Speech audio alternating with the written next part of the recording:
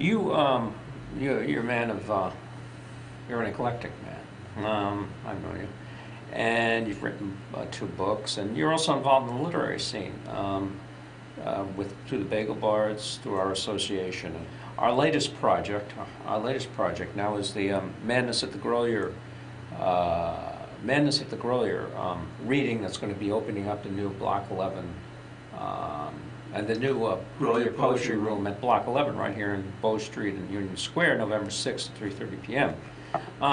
So how did we come up with that idea? Well, if you remember, Ah. you were just coming off the Somerville News Writers Festival. Right, And that wasn't going to take place this year. right, So you had all this energy that needed to be put into something. right. And so we just started talking about it. I And don't know if again, you- just yeah. the idea of Ibsen, it actually it was birthed over bagels. Again, I believe we both had well, you had a Bialy, I think. That I can't recall. Yeah, but all right. Yeah, I can't remember if you inveigled me or I inveigled you. Or one of us inveigled the other. We finagled a bagel, yeah, yeah. But, I mean, I was interested if we were not going to do something like the usual reading. I had no interest in doing a, quote, poetry reading. I wanted to do something that had texture to it and depth. And so that's why we're having a movie clip, and we're having an audio clip of Allen Ginsberg reading Howl. The main thing that interested me as a creative person was to create something that had a lot more organic life than just what I see as a poetry reading. And you and Ifeanyi Menkidi over at the Grolier were perfectly open to that. Ifeanyi's an old friend of mine and a friend of yours. I've known him for 35 years, and his wife Carol, and they're wonderful people. And they're Somerville residents. And they're Somerville residents, right. Yeah, we got a great cast of characters going to be in there. Lo Galusho's a well-known poet in the area and singer-songwriter. And we're going to have Michael Mack, who does this wonderful dramatic presentation of his mother's mental illness. Bob Clausen was the actual band manager for Anne Sexton and Her Kind. Lois Ames, who wrote the introduction to Sylvia Plath and was a confidant to both Plath and Sexton. Alice Weiss was going to read something from John Berryman, a sort of Right. not usually as strongly associated as a Lowell. And we're going to have Kathleen Spivak, who again was just finished writing a memoir of Lowell. She was actually like sort of a nanny or sort of a caretaker in Lowell's house on Marlborough Street in the Back Bay of Boston. Plus, we're going to have, as you pointed out, we're going to have video clips, Allen Ginsberg reading Howl, and we're going to have music, and it's going to be multimedia. Right. So it's going to move along Right. I think, hopefully at an interesting clip. Well, it's an experiment. There are no guarantees. It could be fascinating and a lot of fun and very enjoyable. For who knows, it could also not be that. So I think it's a bit of an experiment.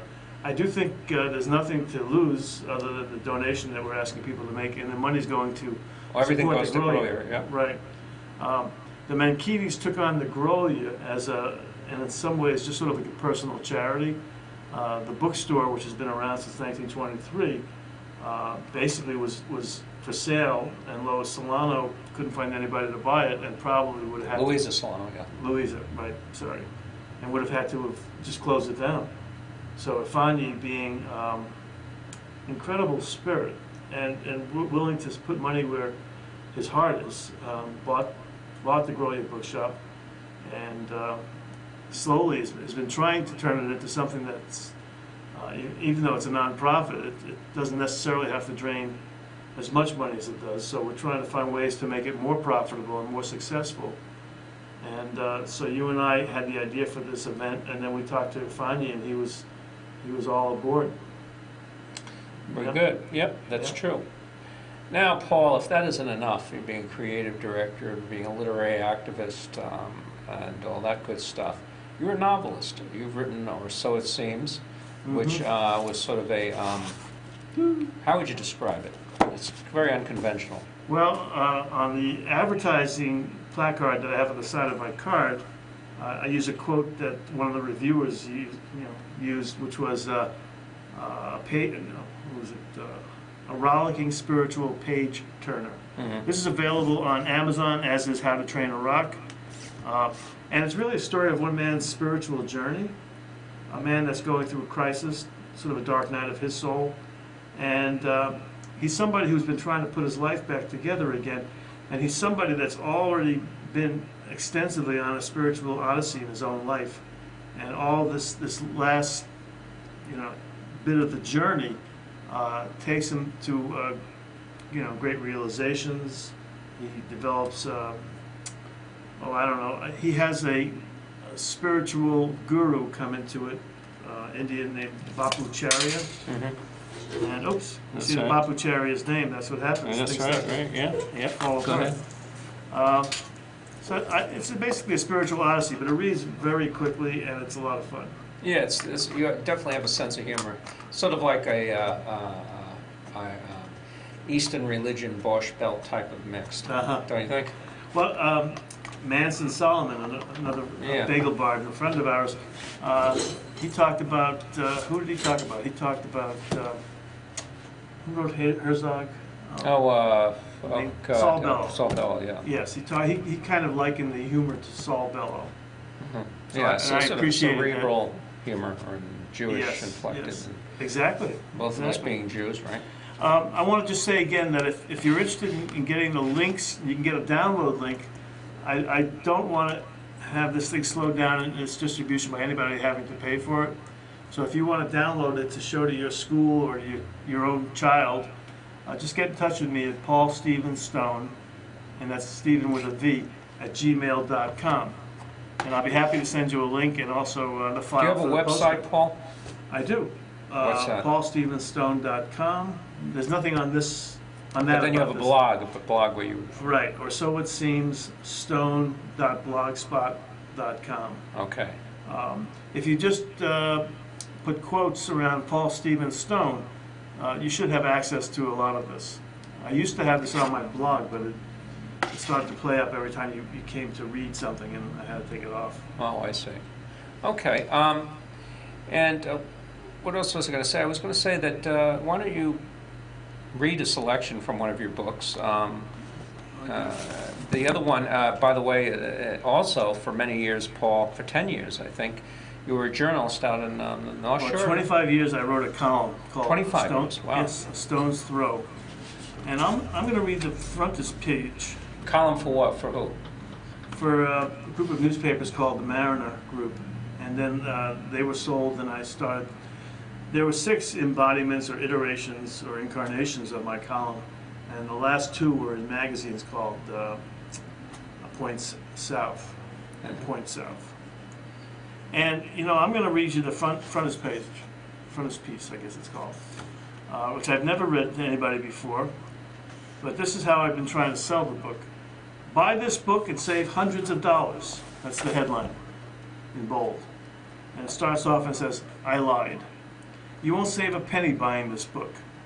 Truth is, it will actually cost you money, but only about $5 if you take advantage of our first-time buyer's discount. There I go again. That's not true. You'll pay the same $15 that everyone else except my mother has to pay.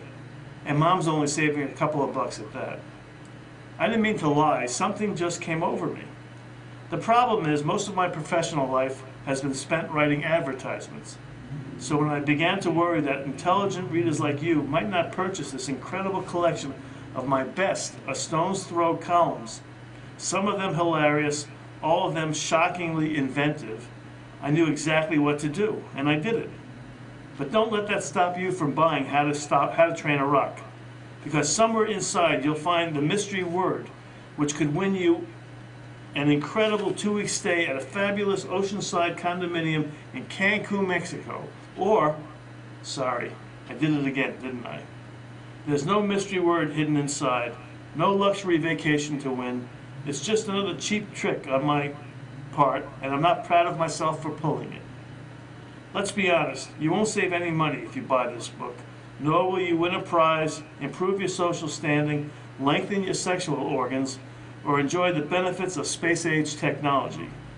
Truth is, there's only one good reason why you or anyone else should purchase this book. I just wish I could remember what it was. Good enough? Yeah. And how about something from Well, the spiritual page turner? Okay, but I'm going to read the frontage page from this because these are all right. self-contained and very short. This is from Or So It Seems. This is right, the front page from Or So It Seems, which, by the way, has a subtitle, being Mr. Peterson's first ever do-it-yourself workshop. And in this frontispiece I say, my mom says you won't buy this book. Who needs a book about a man who can't keep his pants on, for heaven's sakes? But Ma, I answered, Paul Peterson is fighting to keep his pants on when the book starts. And the book isn't about that anyway. Oh yeah, Mr. Smarty, what's it about then? It's about being on a spiritual journey, for one thing, and about putting your life back together again after divorce separates you from your kids, your paycheck, and a good part of your sanity. It's about trying to understand why life sometimes sends you cold fish when you ordered hot pizza. It's about reincarnation, schools of self-development, soulmates, and a fully realized holy man with an exasperating sense of humor and an incurable case of the giggles. And while we're talking about it, Mom pursued, why can't that Meshuggah of Peterson stay in one place long enough to have a good meal or a decent night's sleep? He drives me nuts with all this jumping around from the past into the future and back again. But that's how the story is told, Ma, through a do-it-yourself workshop. He's not traveling in time, but traveling within himself, in the sacred present moment, if you really want to know, only it seems like he's traveling in time. Ha, she trumpeted. And you think people are going to buy a book with all that silly crap in it? I think a few of them will, I countered, if only for the free movie passes I'm giving away. I lied. There are no free movie passes. You'll have to find